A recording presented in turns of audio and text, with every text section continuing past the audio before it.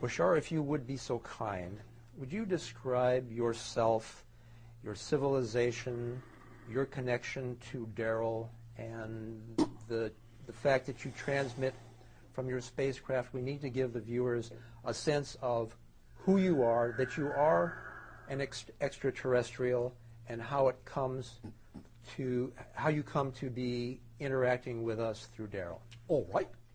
Thank you. First of all, we will underscore the idea that no one needs to believe that we are from an extraterrestrial civilization. The point is the information. That is what is most important. And whether the information we deliver in this manner works for you or not. Not so much who we are or where it's coming from. However, on that note, we do present ourselves as a member of an extraterrestrial society that in our ancient language are called Sathani, which means living light. Our world is a variation of this ancient term, Sathani, place of living light. And our physiological existence and appearance is such that you would view me as about 5 feet of your height, whitish gray skin coloration, no hair on the males. Hair on most females tends to be white, can be sometimes a variation thereof. My eyes are larger than human. We are what you would classify in UFO literature as a hybrid being, composed of Earth-human genetic stock and genetic stock of those beings you have referred to as gray. Our world is not unlike the Earth in many ways. It is also the third planet from its central star, which we in our language call Shah, which has a slightly hotter spectrum, slightly toward the greenish hue. Our world does not have the same kind of seasons that your world does. Our axis tilt is not as great.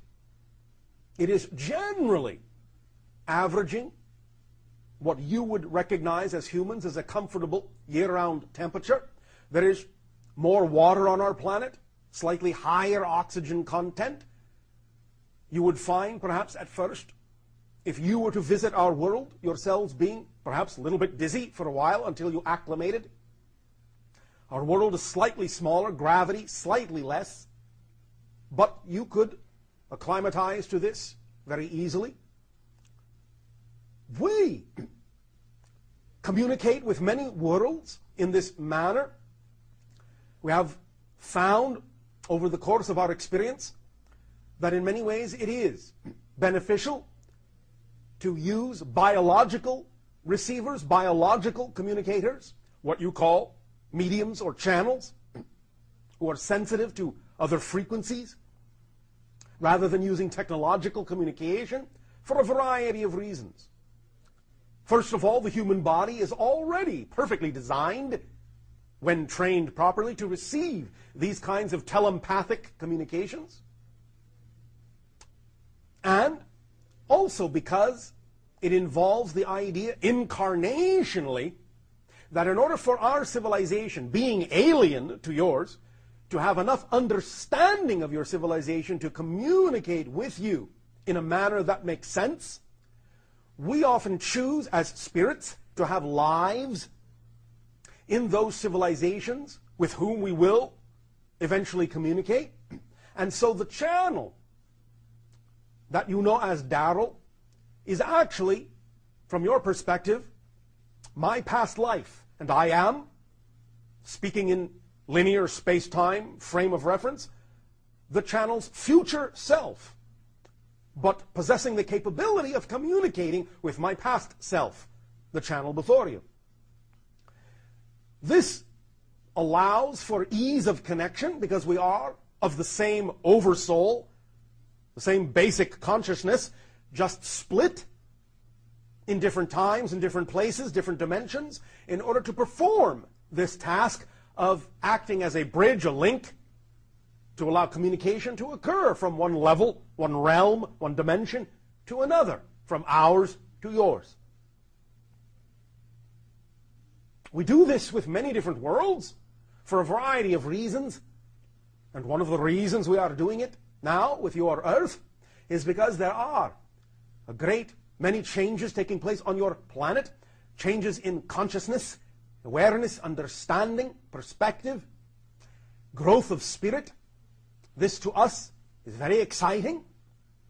We can learn from your experience the transformations you go through in this time and age in your civilization, the differences that exist in your civilization, the different cultures that you have are unique in many ways.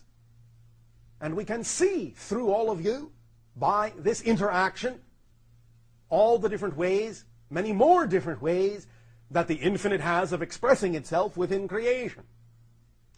We are thus always overjoyed to interact with other beings, other realms, other worlds, other cultures, other civilizations, such as yours, and to form a mutually beneficial relationship, to share our perspective of what has worked for us in our growth, in our understanding, and to offer these ideas, these perspectives, these points of view to you as a choice to decide whether or not what has worked for us can also work for you. It doesn't have to.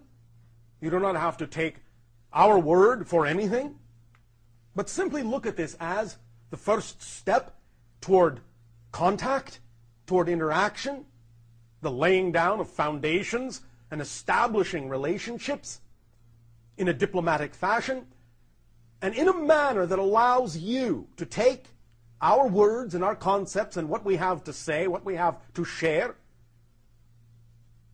in any way you wish to, so that by our lack of physical presence at this time, you do not have to believe what we say. You can choose, you can decide to use what works for us or not. And in time, as you change and become more similar to our vibrational frequency, there will be more opportunity to interact directly, concretely, physiologically, as you say. And this may occur within the next few decades of your counting of time. This is primarily why this communication exists and how. Thank you, Bashar. You are welcome.